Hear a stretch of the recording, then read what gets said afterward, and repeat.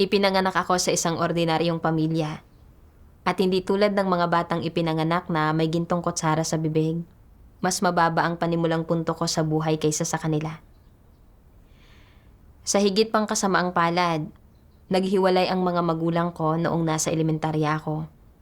Inilagay ako ng tatay ko sa isang boarding family malapit sa aking paaralan at kalaunan, tumuloy ako sa tiyahin ko at sa lola ko. Nang malaman ng mga batang kaedad ko ang tungkol sa sitwasyon ng aking pamilya, lumayo sila sa akin at palagi kong nararamdamang mas mababa ako kaysa sa iba. Sa gabi, madalas akong umiiyak at nakararamdam na hindi patas ang mga bagay-bagay. Iniisip na, bakit ba binigyan ako ng ganito kasamang kapalaran? Hindi ko binubuksan ang aking loob at halos hindi ako nakikipag-usap kanino man. Nakakita ako ng mga matatagumpay na babaeng CEO sa TV na napapaligiran ng mga bulaklak at karangyaan. At naiinggit ako sa kanila. Iniisip na napakaganda talaga ng kanilang kapalaran. Naisip ko kung paanong nakikitira lang ako sa iba at minamaliit ako ng iba. Kaya nangako ako sa sarili ko. Paglaki ko, magiging matagumpay rin ako, tulad ng mga babae sa TV, at babaguhin ko ang tingin sa akin ng mga humahamak sa akin. Gayunpaman, nag-iwan ng matinding epekto sa aking pagkabata ang paghihiwalay ng aking mga magulang at madalas akong nakararamdam ng pasakit at kalungkutan at naging mababa ang tingin ko sa sarili at naging mapag-isa ako. Kalaunan, sumunod ako sa aking lola sa pananampalataya sa Panginoong Hesus.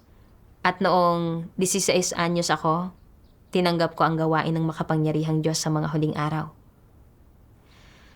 Nalaman kong ang ugat ng pagdurusa ng tao ay ang paggawang tiwali ni Satanas at ang gawain ng Diyos sa yugtong ito ay iligtas ang mga tao mula sa kasalanan at dalhin sila sa isang magandang hantungan.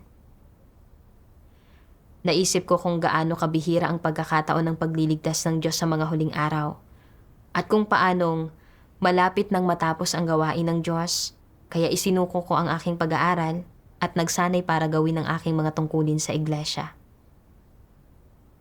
Sa iglesia, nakita kong sa tuwing may mga problema ang mga kapatid, nagtatanong sila sa mga lider at pagkatapos ay magbabahagi ang mga lider ng mga solusyon. Tila mataas ang pagtingin sa kanila ng lahat ng kapatid at nainggit ako sa kanila. Iniisip na, kailangan kong maghangad ng mabuti para marahil sa hinaharap ay maging leader o manggagawa ako. Sa gayon, ay hindi lang ako magiging ordinaryong tagasunod, kundi isang prominenteng tao. Pagkatapos niyon, anuman ang mga tungkuling itinalaga sa akin ng iglesia, sinubukan ko ang lahat ng aking makakaya para gawin ang mga ito. At pinuri ako ng mga kapatid sa pagiging bata at sa pagkakaroon ng mahusay na kakayahan. At hinikayat nila akong maghangad ng mabuti. Medyo natuwa ako. Iniisip na mukhang isa akong mahusay na kandidato para sa paglilinang. Kailangan kong patuloy na maghangad ng mabuti. Kaya aktibo kong ginawa ang aking mga tungkulin. Hindi ako napapagod kahit na kailangan kong maglakbay ng malayo para diligan ang mga baguhan. At umulan man o umaraw, hindi ko talaga inaantala ang aking mga tungkulin. Umaasa lang akong mapapansin ng mga kapatid ang aking mga pagsisikap at sakripisyo at na isang araw ay mapipili ako bilang leader o manggagawa. Ngunit sa tuwing may halalan sa iglesia, hindi ako napipili. At pagkatapos ng 3 taon, gumagawa pa rin ako ng mga tungkuling nakabatay sa teksto. Hindi ko maintindihan at napaisip ako, para lang ba talaga ako sa mga tungkuling nakabatay sa teksto? Ito na ba talaga ang lugar ko sa iglesia? Noong Pebrero 2019, naging responsable ako sa gawaing nakabatay sa teksto ng iglesia. At tuwang-tuwa ako. Iniisip na isa itong pagbabago. Naisip ko, marahil ay sinasanay na ako ng Diyos ng maaga. Mukhang may kinabukasan pa rin ako sa sambahayan ng Diyos. Para maging leader, dapat ay kaya ng isang tao na magbahagi tungkol sa katotohanan para lumutas ng mga problema. Kaya dapat din akong magsanay na magbahagi tungkol sa mga salita ng Diyos para lutasin ang mga problema ng mga kapatid. Kamakailan lang ako naging responsable sa gawaing nakabatay sa teksto at pagkatapos ng ilang panahon ng pagsasanay, marahil ay maaari na akong maging leader. Minsan, sa isang pagtitipon, nagkataong narinig kong isang baguhan ang napili bilang leader. At nakaramdam ako ng sama ng loob. Iniisip na, itong baguhan na ito, na mahigit 1 taon pa lang nananampalataya, ay gumagawa na ng gayong kahalagang papel. Ilang taon na akong nananampalataya sa Diyos, kaya bakit hindi dumating sa akin ang gayong kagandang pagkakataon? Bakit napako na ako sa parehong lugar? Mahalaga ang mga tungkuling nakabatay sa teksto, pero hindi ito kasing lantad sa paningin gaya ng pagiging leader o manggagawa. Malaki ang pagkakaiba ng dalawa. Hindi ko mapigilang umiyak habang itinutulak ko ang aking bisikleta. Pagkatapos niyon, pinanghinaan na ako ng loob na gawin ang aking mga tungkulin.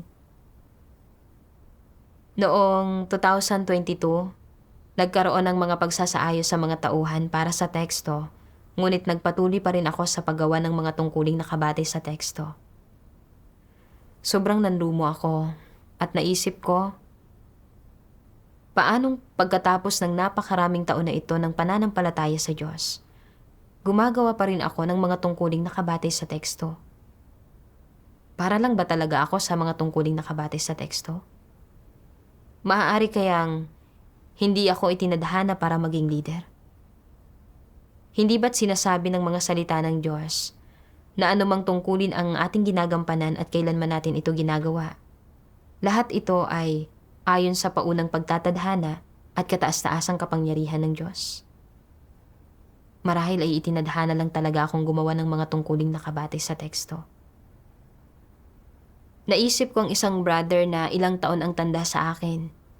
Naging leader siya sa iglesia, hindi katagalan pagkatapos niyang manampalataya sa Diyos. At kalaunan, naging mangangaral siya. Pakiramdam ko ay ipinanganak siya para maging leader. Pero gaano man ako magsumikap, hindi ako kailanman magkakaroon ng pagkakataong maging leader o manggagawa. Nawala akong kinabukasan para sa pag-unlad at na ganito na lang talaga ang magiging buhay ko. Pagkatapos nito, sa tuwing may ipinagagawa sa akin ang supervisor, ginagawa ko ito, pero hindi na ako aktibong nagsusumikap na gawin ito ng mas mabuti. At minsan, kapag may napapansin akong mga problema sa aking mga tungkulin, wala akong ganang lutasin ang mga ito. Pababa ng pababa ang mga resulta ng aking gawain, at pinungusan ako ng supervisor dahil sa hindi pag-usad sa aking mga tungkulin at sa pagkakaroon ng pasibong saloobin. Alam ko sa kaibuturan ko na nagiging pasibo ako sa aking mga tungkulin, ngunit wala akong gaanong pagkaunawa sa aking mga isyu. Kalaunan, nabasa ko ang mga salita ng Diyos na naglalantad sa isyu ng pagkasira ng loob at saka ko lang nagsimulang maunawaan ang aking kalagayan. Sabi ng makapangyarihang Diyos, nakikita mo ang isang tao na palaging nasisiraan ng loob at pasibo sa paggawa ng mga bagay-bagay. Wala siyang enerhiya. Ang kanyang mga emosyon at saloobin ay hindi gaanong positibo o optimistiko. At palagi siyang nagpapakita ng isang saloobin na negatibo, mapanisi at walang pag-asa. Binibigyan mo siya ng payo, pero kailanman ay hindi niya pinakikinggan ito.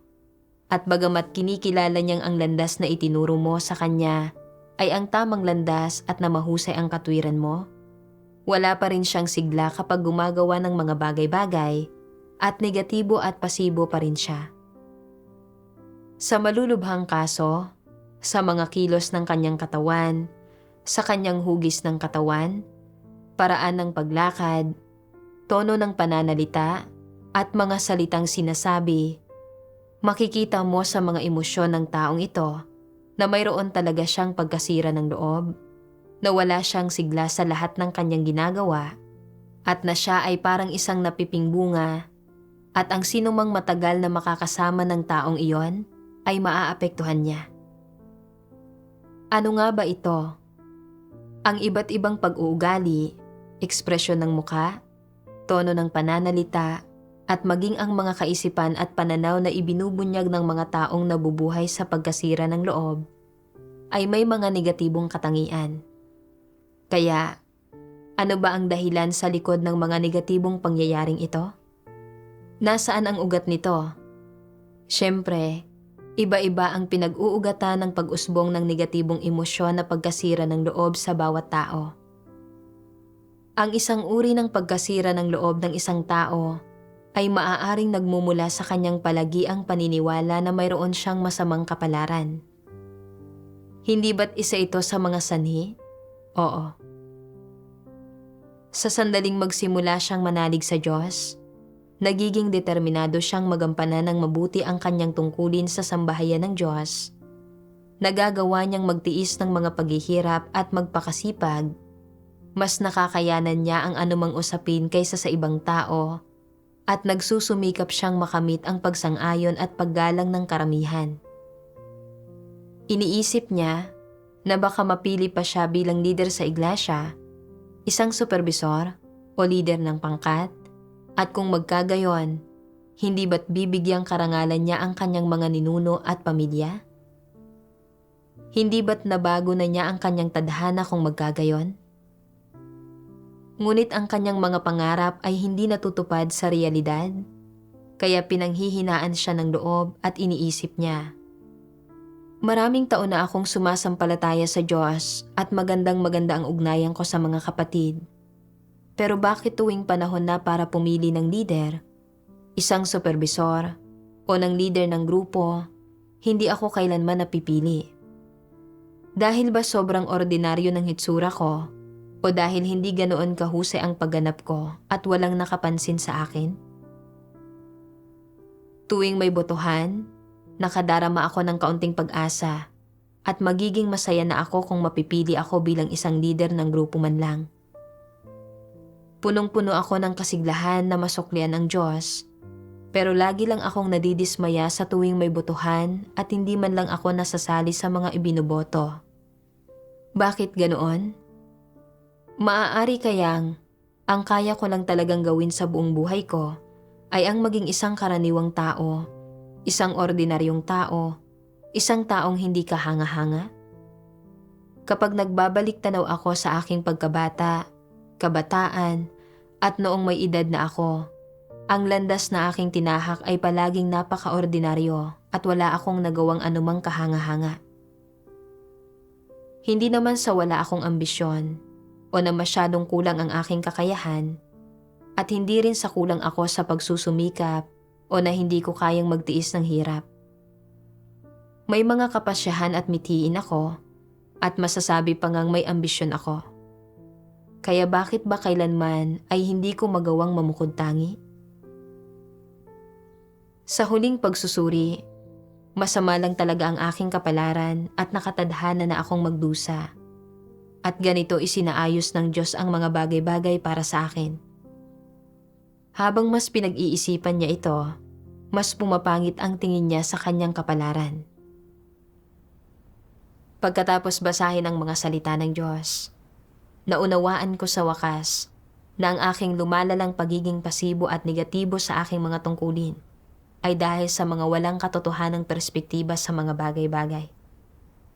Inakala ko na ang hindi magawang maging leader o manggagawa at mamukod-tangi ay nangangahulugang masama ang aking kapalaran, at na ang pagiging leader o manggagawa lamang ang magbibigay sa akin ng kinabukasan at magpapakitang meron akong magandang kapalaran. Para mapili bilang leader o manggagawa, nagsikap akong sangkapan ang sarili ko ng mga salita ng Diyos. At sa tuwing may napapansin akong mga isyu sa kalagayan ng mga kapatid, maagap kong hinahanap ang mga salita ng Diyos para makipagbahaginan at tumulong. Kapag nagkakamit ng mga resulta ang aking pakikipagbahaginan, inaakala kong may kakayahan ako at kaya kong lumutas ng mga aktwal na isyu. At inaakala kong isang araw, kung makikita ng lahat ang aking mga abilidad, baka piliin nila ako bilang leader. Ngunit gaano man ako nagsikap, nanatili akong gumagawa ng mga tungkuling nakabatay sa teksto. Sa partikular, nang makita ko ang mga kapatid na nanampalataya sa Diyos sa mas maikling panahon kaysa sa akin, na nagiging mga leader at manggagawa na, inakala kong maganda ang kanilang kapalaran at na ipinanganak sila para maging mga leader at manggagawa. Ngunit pagkatapos ng ilang taon ng paggawa ng mga tungkuling nakabatay sa teksto, pakiramdam ko ay hindi ako umuusad, hindi napapansin sa iglesia at ordinaryong tao lang. Kaya isinisi ko ang problemang ito sa masama kong kapalaran. Iniisip na hindi ako pinapaboran ng Diyos at na ang tungkuling kanyang paunang itinadhana at isinaayos para sa akin ay hindi maganda. Kaya lalo akong nawalan ng gana sa aking mga tungkulin. Kapag hindi maganda ang mga resulta ng aking gawain, hindi ako nagninilay sa sarili ko. At kapag may natutuklasan akong mga problema, ayaw kong magsikap na mag-isip para lutasin ang mga ito. Malinaw na alam ko na kulang ako sa praktikal na karanasan at na kailangan kong higit pang magsagawa at higit pang sangkapan ang sarili ko ng mas maraming katotohanan. Ngunit ayaw kong magsikap at sumuko na ako sa sarili ko. Para akong naipit sa isang putikan, dahan-dahang nilalamon nito at walang lakas na makatakas. Napakalaki talaga ng epekto sa akin ng aking pagkasira ng loob. Kalaunan, nakita ko ang paglalantad ng mga salita ng Diyos at nagsimula akong maunawaan ang aking mga walang katotohanang perspektiba. Sabi ng makapangyarihang Diyos, noon pa man ay pauna nang itinakda ng Diyos ang kapalaran ng mga tao at hindi mababago ang mga ito. Ang magandang kapalaran at masamang kapalaran na ito ay magkakaiba sa kada tao at ito ay nakadepende sa kapaligiran, sa kung ano ang nararamdaman ng mga tao at kung ano ang kanilang hinahangad. Kaya naman, ang kapalaran ng isang tao ay hindi maganda at hindi rin masama. Maaaring napakahirap ng buhay mo, ngunit maaari mong isipin na hindi ako naghahangad ng marangyang buhay. Kontento na ako na mayroon lang akong pagkain at damit. Lahat ay dumaranas ng paghihirap sa kanilang buhay. Sinasabi ng mga makamundong tao, hindi mo makikita ang bahaghari maliban na lang kung umuulan, kaya't may halaga ang paghihirap. Hindi ito masyadong masama at hindi masama ang kapalaran ko. Binigyan ako ng langit ng kaunting pasakit, ilang pagsubok, at pagdurusa. Iyon ay dahil mataas ang tingin niya sa akin. Ito ay isang magandang kapalaran. May mga tao namang nag-iisip na ang paghihirap ay masama, na ito ay nangangahulugan na may masama silang kapalaran, at tanging ang pamumuhay na walang paghihirap, na puno ng kaginhawahan at kaalwanan, ang nangangahulugang may maganda silang kapalaran. Para sa mga walang pananampalataya, kanya-kanyang opinyon ito ng mga tao sa usapin. Paano itinuturing ng mga nananalig sa Diyos ang usaping ito ng kapalaran? Pinag-uusapan ba natin ang pagkakaroon ng magandang kapalaran o masamang kapalaran? Hindi. Hindi natin sinasabi ang ganitong mga bagay. Sabihin ng may maganda kang kapalaran dahil nananalig ka sa Diyos. Kung gayon, kung hindi mo susundin ang tamang landas sa iyong pananampalataya, kung ikaw ay parurusahan, ibubunyag at ititiwalag, nangangahulugan ba ito na may magandang kapalaran ka o may masamang kapalaran? Kung hindi ka nananalig sa Diyos, imposibleng ikaw ay mabubunyag o matitiwalag. Ang mga walang pananampalataya at ang mga relihiyoso ay hindi nagsasalita tungkol sa pagbubunyag o pagkilatis sa mga tao, at hindi rin sila nagsasalita tungkol sa pagpapaalis o pagpapalayas ng mga tao. Dapat sana ay nangangahulugan ito na may magandang kapalaran ang mga tao kapag sila ay nakakapanalig sa Diyos. Ngunit kung sila ay maparurusahan sa huli, ibig bang sabihin niyon na may masama silang kapalaran? Ang dati nilang magandang kapalaran ay biglang nagiging masama, kaya alin nga ba rito?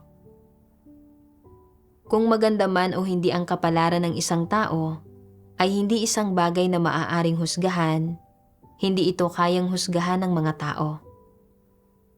Lahat ng ito ay ginawa ng Diyos at ang lahat ng isinasaayos ng Diyos ay maganda. Sadyang magkakaiba lang talaga ang takbo ng kapalaran ng bawat individual o ang kanilang kapaligiran at ang mga tao, pangyayari at ang mga bagay na kanilang kinakaharap at ang landas sa buhay na kanilang nararanasan sa kanilang mga buhay ay magkakaiba. Ang mga bagay na ito ay magkakaiba sa kada tao. Ang kapaligirang pinamumuhayan at kapaligirang kinalalakhan ng bawat individual na parehong isinaayos ng Diyos ay lahat magkakaiba. Ang mga bagay na nararanasan ng bawat individual sa kanilang mga buhay ay lahat magkakaiba. Walang tinatawag na magandang kapalaran o masamang kapalaran. Lahat ng ito ay isinasaayos ng Diyos at lahat ng ito ay ginawa ng Diyos. Kung titingnan natin ang usapin mula sa perspektiba na lahat ng ito ay ginawa ng Diyos, lahat ng ginagawa ng Diyos ay maganda at tama.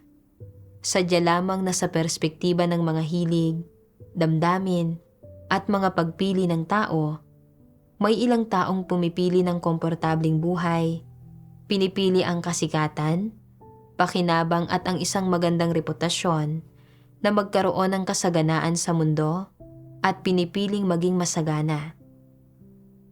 Naniniwala sila na nangangahulugan ito na mayroon silang magandang kapalaran at na ang mabuhay ng pangkaraniwan at hindi matagumpay, palaging nasa pinakamababa ng lipunan ay isang masamang kapalaran. Ganito nakikita ang mga bagay-bagay mula sa perspektiba ng mga walang pananampalataya at ng mga makamundong taong naghahangad ng mga makamundong bagay at naglalayo na mabuhay sa mundo. At ganito umuusbong ang ideya ng magandang kapalaran at masamang kapalaran.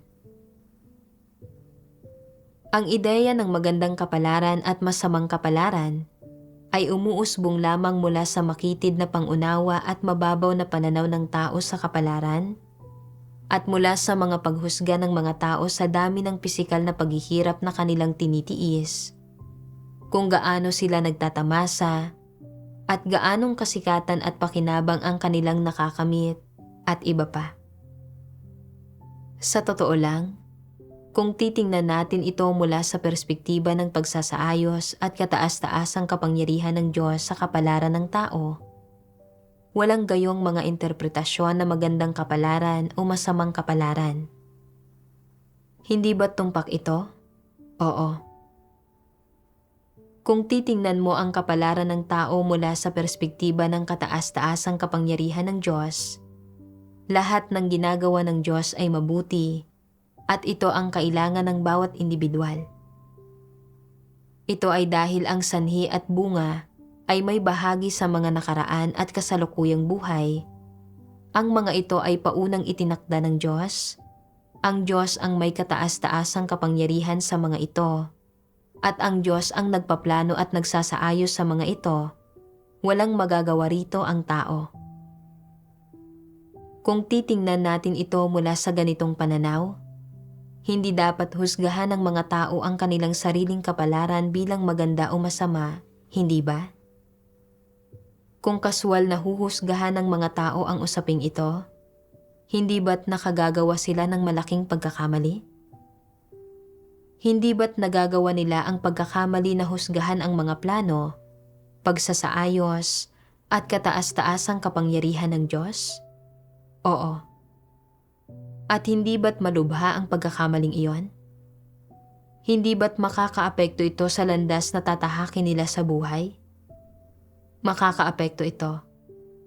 Kung gayon, ang pagkakamaling iyon ang magdadala sa kanila sa pagkawasak. Inilalantad ng Diyos na iniisip ng ilang tao na ang kasikatan at pakinabang ay nangangahulugang mayroon silang magandang kapalaran at na ang pamumuhay ng isang habang buhay ng pagiging pangkaraniwan at hindi matagumpay ay nangangahulugan ng pagkakaroon ng masamang kapalaran at na ang pagdurusa ay nangangahulugang masama ang kapalaran ng isang tao. Iniisip nilang ang pamumuhay ng komportable, maayos at payapa ay nangangahulugan ng pagkakaroon ng magandang kapalaran. Ang lahat ng ideyang ito tungkol sa mabuti o masamang kapalaran ay batay sa mga pansariling paghahangad at pagnanais ng mga tao.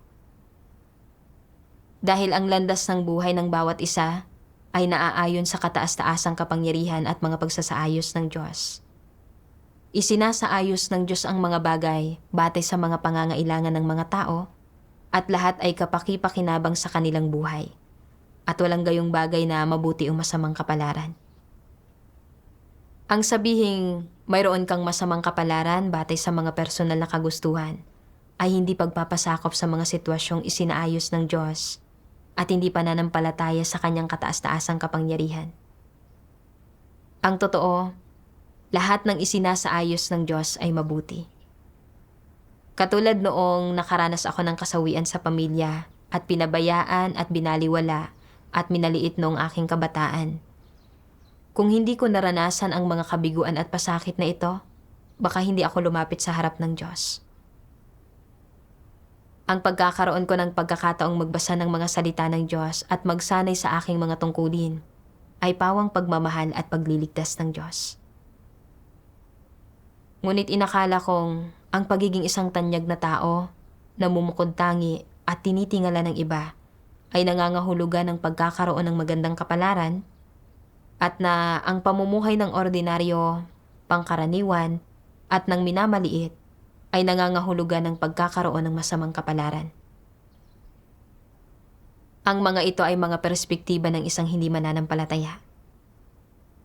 Nang manampalataya ako sa Diyos, nang makita kong iginagalang at hinahangaan ng mga kapatid ang mga lider at manggagawa dahil sa kanilang abilidad na lumutas ng mga problema, inakala kong magkakaroon lang ako ng kinabukasan para sa pag-unlad kung ako ay magiging leader o manggagawa at na mas maganda ang kanilang kapalaran kaysa sa mga ordinaryong kapatid.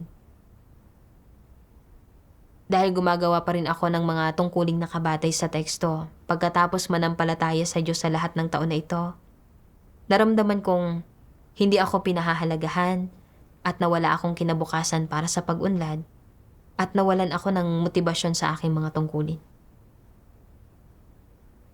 Ngunit sa pagsasaalang-alang, ang maiangat ba bilang leader o manggagawa ay talagang nangangahulugan ng magandang kapalaran? Sa realidad, kung hindi hinahangad ng isang tao ang katotohanan at hindi madalisay o mabago ang kanyang tiwaling disposisyon, kahit na makamit pa niya ang paghanga at pagsamba ng tao, hindi siya maliligtas o mapiperpekto.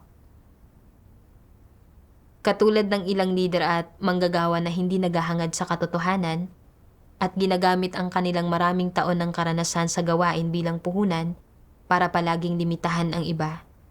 Gumagawa ayon sa kanilang nais, hinahadlangan at ginugulo ang gawain ng iglesia at sa huli, sila ay nabubunyag at tinatanggal. Sa kabilang banda, may ilang tao na hindi kailanman naging mga lider, ngunit ginagampanan ang kanilang mga tungkulin ayon sa kanilang kinalalagyan. Tumutuon sila sa paghahangad sa katotohanan at sa pagninilay sa kanilang mga intensyon, perspektiba at tiwaling disposisyon at tumatanggap pa rin sila ng kaliwanagan at gabay ng Diyos. Nagkakamit ng mga resulta sa kanilang mga tungkulin at lumalago sa kanilang buhay. Ano man ang tungkuling ginagawa natin, ang mahalaga ay ang hangarin ang katotohanan. Walang gayong bagay na mabuti o masamang kapalaran. Nang mapagtanto ko ito, medyo mas nagliwanag ang puso ko. Nakita kong masyado akong nakatuon sa kasikatan, pakinabang at katayuan at na ayaw kong gawin ang aking tungkulin ng praktikal bilang isang nilikha. at na palagi kong gustong gamitin ang aking pagkakataong gawin ang aking tungkulin bilang paraan para maghangad ng katanyagan. Ngunit kung matutugunan ang aking mga pagnanais, lalo lamang titindi ang aking pananabik para sa kasikatan, pakinabang at katayuan, at magiging mas mapagmataas ako at palalo at iisipin kong mas mahusay ako kaysa kanino man. Malamang na hindi ito magiging mabuting bagay para sa akin. Talagang napagtanto ko na ang lahat ng isinasaayos ng Diyos ay mabuti at sa likod ng lahat ng ito ay ang masisiding layunin ng Diyos. Pagkatapos, nag-isip akong muli. Anong saloobin ang dapat kong taglayin sa mga sitwasyong pinaghaharian at isinaayos ng Diyos? Nagbasa ako ng isang sipi ng mga salita ng Diyos. Tungkol naman sa nadarama ng mga tao tungkol sa kapalaran, maaaring mayroon silang maganda o masamang pakiramdam. May mga kapalaran kung saan ang lahat ay umaayon, mga kapalaran na puno ng mga hadlang, mahihirap na kapalaran, at malulungkot na kapalaran, walang maganda o masamang kapalaran. Ano ang dapat na maging saloobin ng mga tao tungkol sa kapalaran? Dapat kang sumunod sa mga pagsasaayos ng lumikha at aktibo at masipag na hanapin ang layunin at kahulugan sa likod ng pagsasaayos ng lumikha sa lahat ng bagay na ito para maunawaan ang katotohanan, gamitin ang iyong pinakamahusay na kakayahan sa buhay na ito na isinaayos ng Diyos para sa iyo, tuparin ang mga tungkulin, responsibilidad at obligasyon ng isang nilikha at gawing mas makabuluhan at mas mahalaga ang iyong buhay hanggang sa wakas ay tanggapin ka ng lumikha at matandaan ka niya. Siyempre, mas mainam pa kung magsisikap ka para makamit ang kaligtasan sa pamamagitan ng paghahanap at pagtanggap sa katotohanan. Pinakamainam iyon. Ano't anuman, sa usapin ng kapalaran, ang pinakaangkop na saloobin na dapat taglayin ng nilikhang sangkatauhan ay hindi ang arbitraryong paghuhusga at pagtukoy o ang paggamit ng mga sukdulang pamamaraan para harapin ito.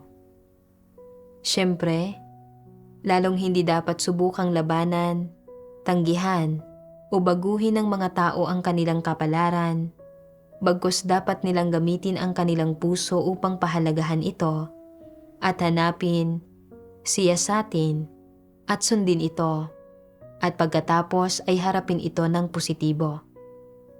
Sa huli, sa kapaligirang pinamumuhayan at sa landas sa buhay na inihanda para sa iyo ng Diyos, dapat mong hanapin ang paraan ng pag-asal na itinuturo sa iyo ng Diyos, hanapin ang landas na hinihingi ng Diyos na iyong tahakin, at danasin ang kapalaran na itinakda ng Diyos para sa iyo sa ganitong paraan, at sa huli, ikaw ay pagpapalain. Kapag iyong naranasan ang kapalaran na isinaayos ng lumikha para sa iyo sa ganitong paraan, ang iyong mararanasan ay hindi lamang kalungkutan, paghihinagpis, mga luha, pasakit, hadlang, at pagkabigo. Ang mas mahalaga, mararanasan mo rin ang kapayapaan, kaligayahan, at kaginhawahan, pati na rin ang kaliwanagan at pagtanglaw na ipinagkakaloob ng lumikha sa iyo sa usapin ng katotohanan. Bukod pa rito, sa iyong landas sa buhay, kapag hindi mo alam ang gagawin, o kapag nahaharap ka sa mga hadlang at pagkabigo, at mga pagpiling kailangang gawin, mararanasan mo ang paggabay ng lumikha. Sa huli, ay magkakamit ka ng pangunawa, karanasan, at pagpapahalaga sa kung paano mamuhay ng pinakamakabuluhan.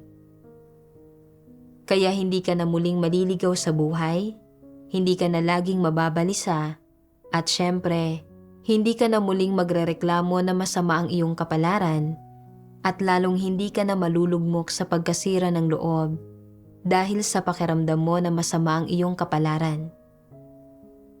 Kung mayroon ka ng ganitong saloobin at gagamitin mo ang parang ito upang harapin ang kapalaran na isinaayos ng lumikha para sa iyo, hindi lamang ito ang kaso na magiging mas normal ang iyong pagkatao.